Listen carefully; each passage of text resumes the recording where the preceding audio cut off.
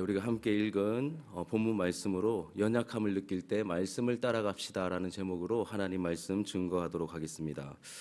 여러분, 지금까지 우리가 해본 적이 없는 중요한 일을 처음 행하려고 할 때 우리의 마음에 찾아오는 것은 긴장과 두려움일 것입니다.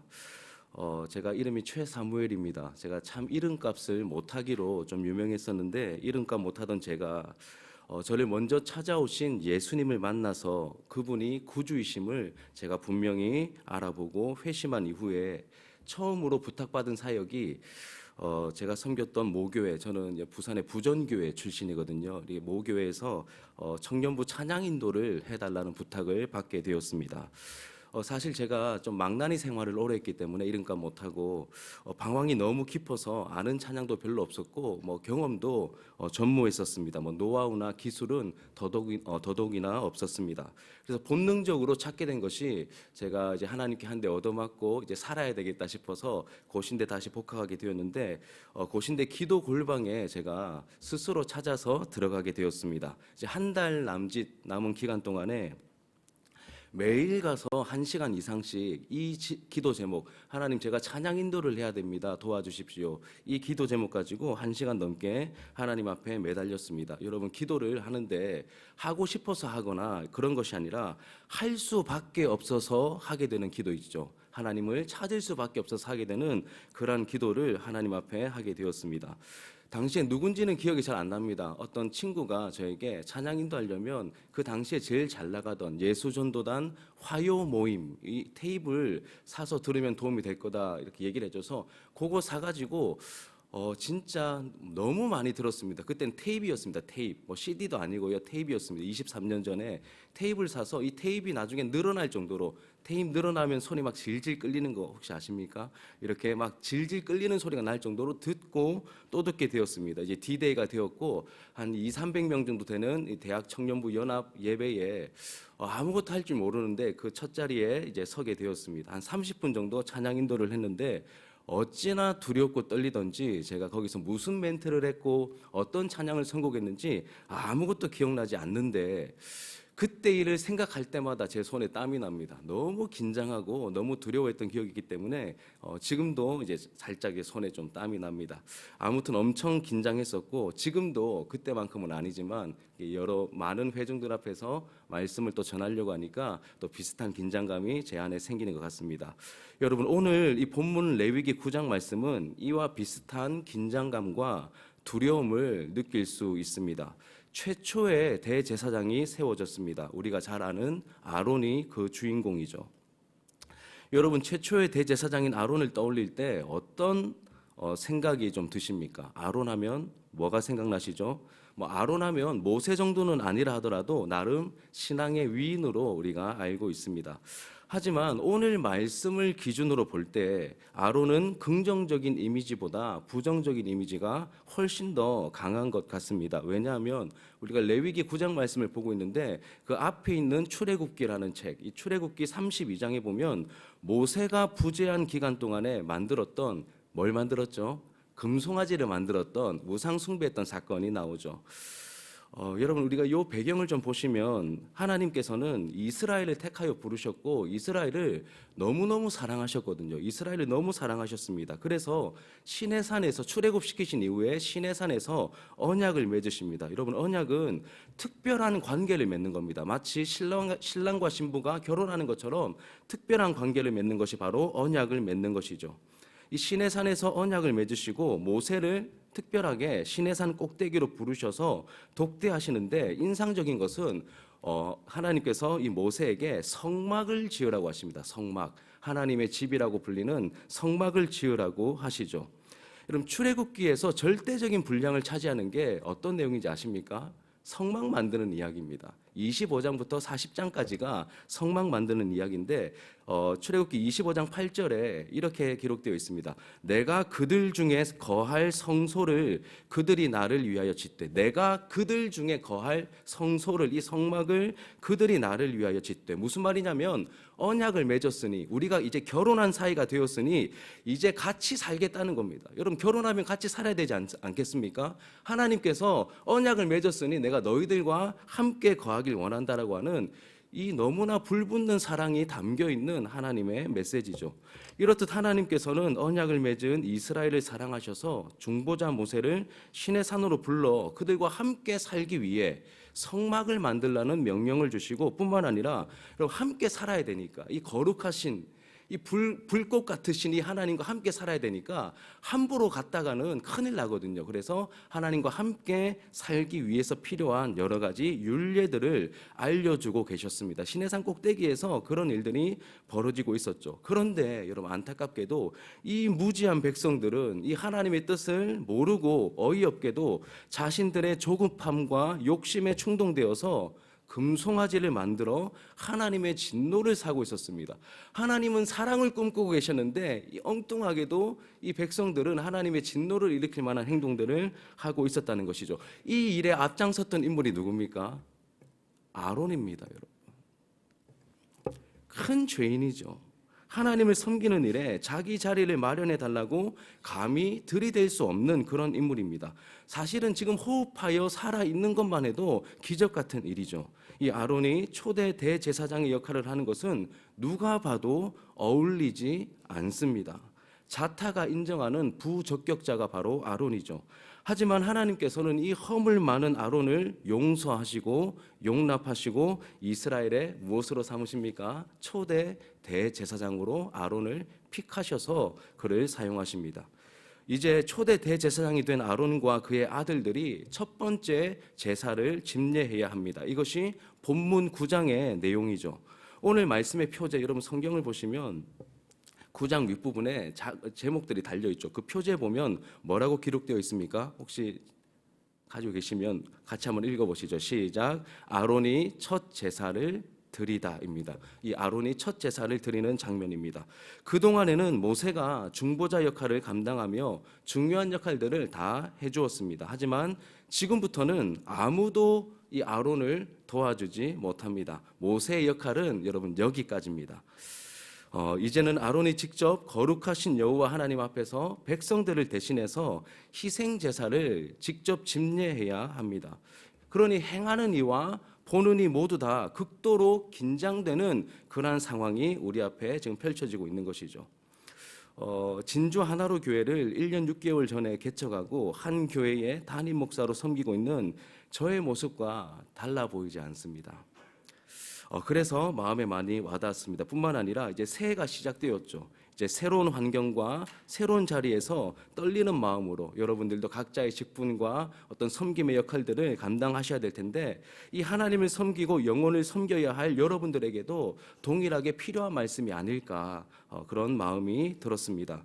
그리고 오늘 이 본문 말씀이 우리에게 주시는 영적인 교훈이 있습니다. 크게 두 가지인데, 첫 번째는 무엇이냐면 이러한 연약함을 우리가 느낄 때, 연약함을 만날 때 말씀을 따라가야 한다는 것입니다. 다시 말씀드립니다. 우리가 연약함을 느낄 때 말씀을 따라가야 한다는 교훈을 우리에게 주십니다.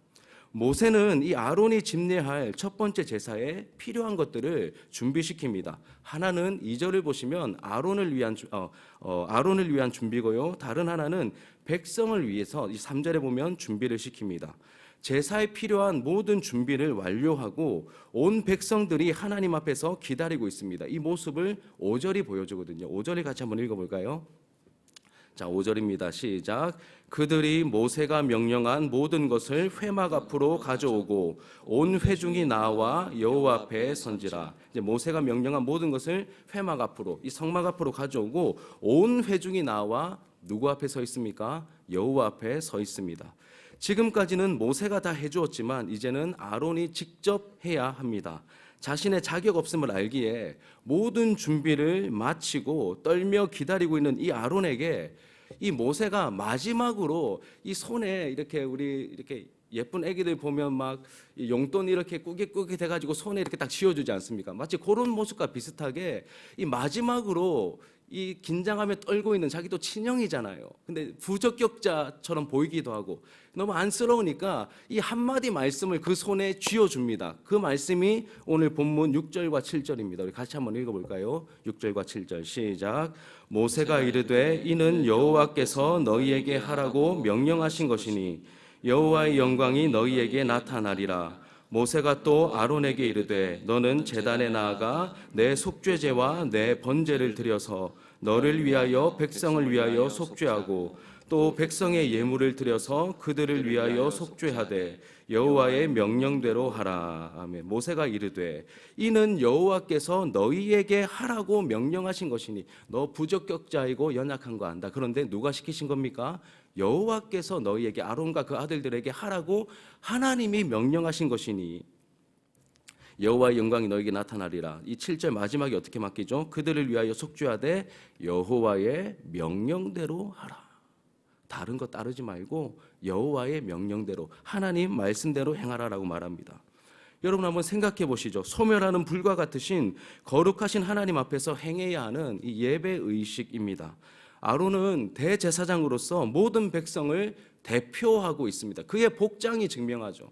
가슴에는 12보석이 박혀있는 그 흉패를 메고 있고 어깨에는 12지파의 이름이 적혀있는 그 견대를 지금 착용하고 있습니다. 공식적인 첫 번째 희생제사입니다. 여호와의 명령을 따라 제사장 위임식을 통과하기는 했지만 스스로 생각할 때는 여전히 자격 미달입니다. 두려움이 있고 떨림이 있습니다. 큰 죄인임을 거부할 수 없습니다. 이 금송아지에 아픈 기억이 있기 때문에 제사 드리는 행위 자체가 아론에게는 트라우마입니다. 금송아지 만들어서 제사 드리다가 하나님 진노를 사면서 많은 백성들이 죽어나가는 것을 그의 눈으로 봤거든요. 제사 행위 자체가 그에게는 트라우마인데 초대 대제사장이 되어서 백성들 전체를 대표하여 이 예배를, 이 제사를 인도해 가야 합니다. 얼마나 두렵고 떨렸을까요?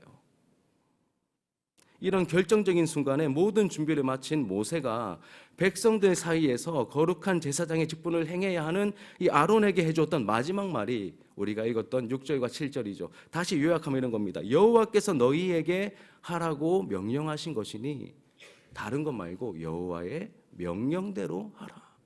하나님 말씀 따라가라 이렇게 말합니다.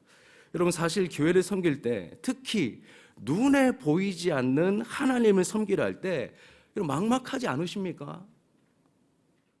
하나님 섬길 때 신앙생활 할 때 제일 힘든 거 저보고 꼽으라면 하나님이 안 보이는 게 힘듭니다. 너무 막막합니다. 하나님 섬기려 할 때. 초보 시절에는 여러분 말할 것도 없었고요. 경력이 쌓여도 정말 막막할 때가 한두 번이 아닙니다. 하루에 1시간씩 이 세상에서는 하루에 1시간씩 10년을 투자하면 누구라도 그 분야의 전문가가 될 수 있다고 말하는데 이 하나님을 섬기는 일에는 결코 그렇지 않은 것 같습니다. 그나마 위로가 되는 것은 우리 고신교단의 이제 아버지 같은 인물인 우리 한상동 목사님께서 살아계실 때 이런 말씀을 종종 하셨다고 합니다. 하나님과 교회를 섬기는 목회와 설교는 할수록 자신감을 잃는 것 같다. 잘 모르겠다. 이런 말씀을 종종 하셨다고 합니다. 제가 볼 때 우리 허구정 목사님이 저를 친한 친구라고 해줬는데 예, 맞습니다. 좀 나이가 좀 있어 보입니까? 좀 어려 보입니까? 예, 감사합니다. 예, 오늘 기도하실 때 은혜가 많이 임할 겁니다. 예, 이렇게 어려 보인다고 가정했을 때 어려 보인다 할지라도 제가 교회를 섬긴 지 지금 22년째입니다. 부교육자 시절부터 22년째인데 그런데 여전히 잘 모르겠습니다. 그래서 한없이 연약함을 느낍니다. 저 자신의 자격 없음을, 누구보다 큰 죄인임을 스스로 잘 알고 있습니다. 여러분 이렇게 하나님의 기쁨이 되고 싶고 마음의 소원도 있고 하나님을 잘 섬기고 싶은데 나의 자격 없음과 무능력함으로 인해서 한없이 작아지고 초라해짐을 느낄 때 여러분 우리는 어디로 가야 되는 걸까요? 우리는 어떻게 해야 되는 걸까요? 하나님 우리는 어떻게 해야 됩니까? 이런 마음이 드실 때가 있으시죠. 오늘 말씀을 통하여 하나님께서 우리에게 선명하게 말씀하십니다. 여호와께서 내가 너희에게 하라고 명령한 것이니 내가 준 직분이고 내가 맡긴 자리이니 여호와의 명령대로 내 말대로 하면 된다. 하나님 말씀 따라가면 된다. 이렇게 우리에게 말씀하고 계시는 것이죠. 하나님 앞에서 하나님의 말씀을 따라 하나님의 방법대로 섬기라고 우리에게 선명하게 말씀하십니다. 내 생각이나 내 경험이나 지인들의 친절한 권고 모두 다 소중한 자산일 수 있지만 모세의 마지막 말이 우리의 가슴을 먹먹하게 만듭니다. 여호와의 명령대로 하라. 형님 긴장되시죠? 두려우시죠? 다른 것 말고 하나님 말씀대로 명령대로 하면 됩니다.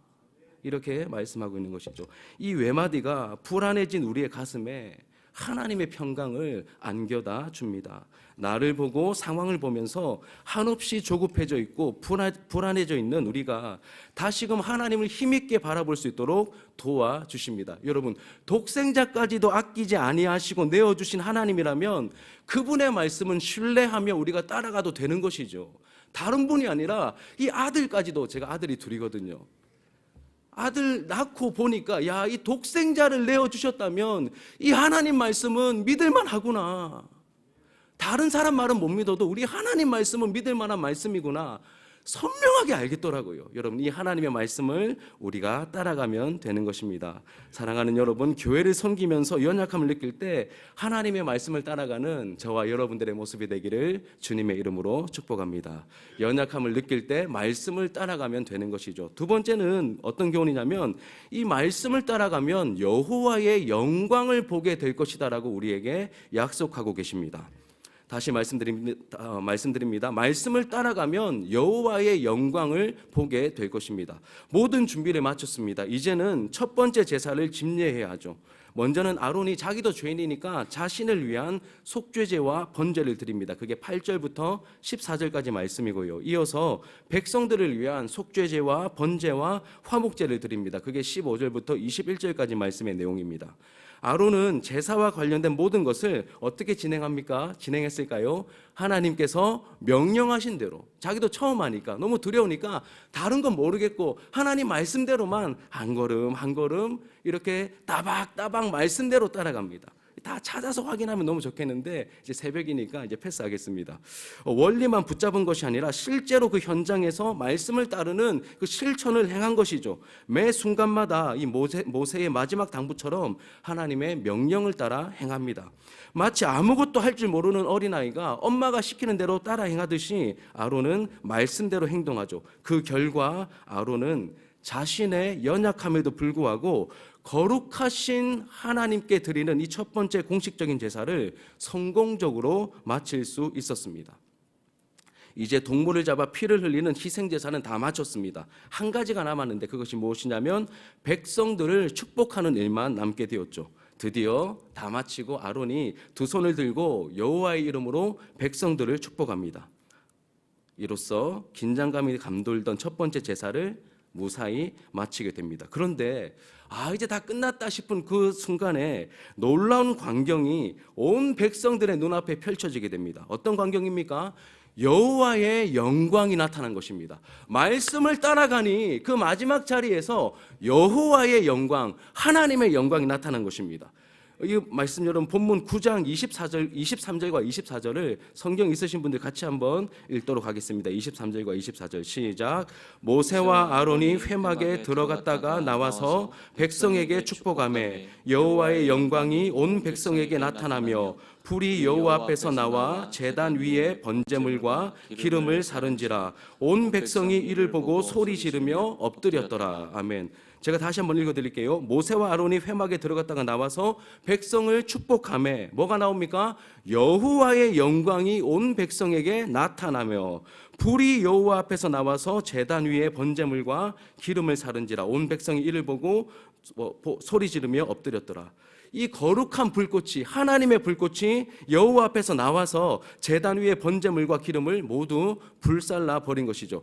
이 놀라운 광경을 목도한 백성들은 소리 지르며 모두 엎드려 경배하기 시작합니다. 여러분, 이것은 거룩하신 하나님의 영광을 목도한 사람들이 공통적으로 보이게 되는 반응이죠. 하나님의 임재 앞에 서게 되었을 때, 하나님의 영광을 목도하게 되었을 때 누가 무릎을 꿇지 못하겠습니까? 무릎을 꿇고 엎드려 경배하고 있습니다. 지금까지 내가 왕인 줄 알았고 내가 주인인 줄 알았는데 진정한 주인이며 왕이신 이 하나님을 아련하게 되었을 때 엎드리게 되었던 것이죠.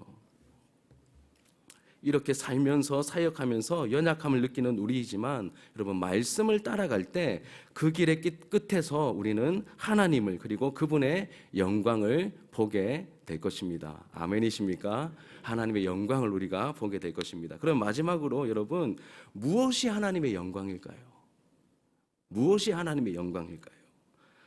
이 본문의 문맥에서 근거를 찾으면 여러분 6절에 보시면 나타날 것이다라고 말한 이 여호와의 영광이 4절에 보면 오늘 여호와께서 너희에게 나타나실 것이다라고 말하고 있습니다.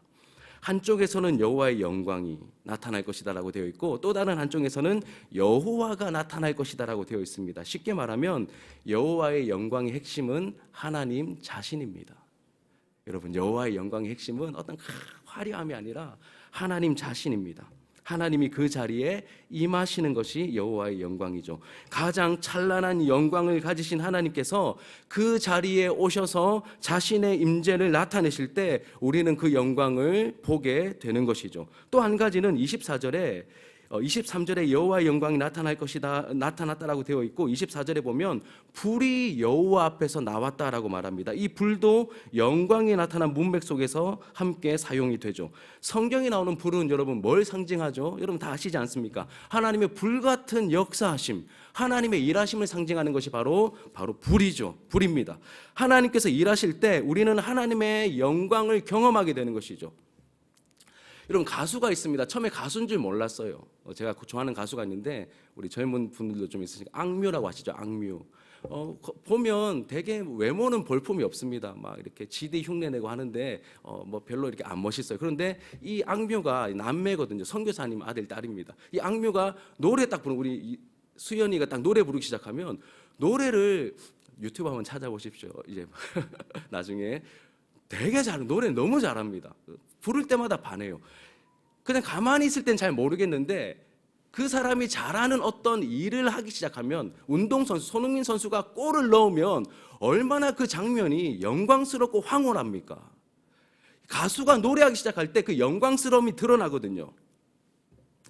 하나님께서 하나님만이 하실 수 있는 일을 이 자리에 임하셔서 하나님만이 하실 수 있는 그 일들을 하기 시작하실 때 우리는 하나님의 영광을 보게 되는 것입니다. 그럼 이렇듯 우리가 하나님의 말씀을 따라갈 때 보게 될 결과는 우리가 높아지고 우리가 대단해지는 인간적인 영광이 아닙니다, 여러분. 인간적인 영광이 아니라 하나님의 영광을 저와 여러분들이 보게 될 것입니다. 교회가 크고 화려해지는 것이 아닙니다. 거부할 수 없는 하나님의 임재와 하나님의 역사심을 우리가 보게 될 것입니다. 연약한 우리이지만 우리의 섬김으로 인해 하나님만이 하실 수 있는 죽은 영혼이 살아나는 일들, 그 살아난 영혼이 자라가는 일들, 그러한 하나님만이 하실 수 있는 하나님의 영광이 이 교회 공동체 가운데 나타나게 될 것입니다. 저는 사역자로서 평생 소원이 이것입니다. 하나님, 저는 다른 거 필요 없고 제 사역의 현장에서 하나님 영광 보고 싶습니다. 하나님 영광 보고 싶습니다. 하나님 영광을 나타내 보여주십시오. 영혼을 보내어주시고 그 영혼이 예수를 알아보고 예수를 고백하고 자라가는 그리스도의 좋은 군사로 자라가는 그러한 영광을, 하나님의 영광을 보게 하여 주시옵소서. 근데 여러분, 이게 다가 아니죠. 이렇게 영적인 눈이 열려야만 보이게 되는 하나님의 영광뿐만 아니라 우리가 하나님을 신뢰하며 그 말씀을 따라 걸어갈 때 햇살보다 더 밝은 하나님의 영광의 빛이 찬란하여서 해도 필요 없고 달도 필요 없는 하나님의 임재와 영광으로 충만한 그 영광스러운 하나님 나라에 저와 여러분들이 이르르게 될 것입니다. 이것이 하나님의 영광의 마침표이죠. 요한계시록 21장 제가 읽어드릴게요. 여러분, 하나님 나라 천국의 결정적인 특징이 어디 있는지 보십시오. 성령으로 나를 데리고 크고 높은 산으로 올라가 하나님께로부터 하늘에서 내려오는 거룩한 성 예루살렘을 보이니 하나님의 영광이 있어 그 성의 빛이 지극히 귀한 보석 같고 벽옥과 수정같이 맑더라. 그 성은 해나 달의 비침이 쓸데없으니 이는 하나님의 영광이 비치고 어린 양이 그 등불이 되심이라. 하나님의 영광이 찬란한 곳이 바로 하나님 나라입니다. 다른 것을 꿈꾸시면 하나님 나라 가셔서 여러분 실망하십니다. 하나님의 임재가, 하나님의 영광이 충만한 곳이 바로 하나님 나라이죠.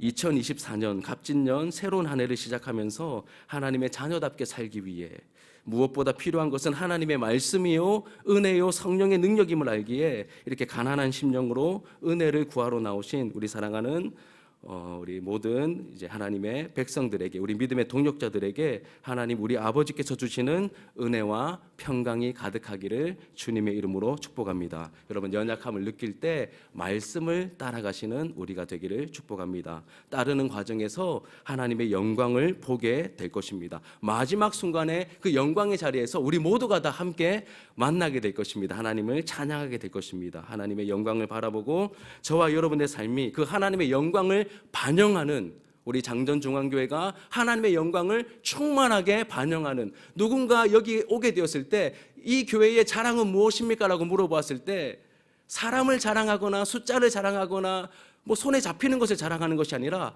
하나님이 우리의 모임 가운데 함께 하십니다. 하나님의 영광이 우리 교회의 자랑입니다. 이렇게 말할 수 있는 우리 모든 이 자리에 나오신 기도의 동력자들의 모습이 되기를 주님의 이름으로 축복합니다.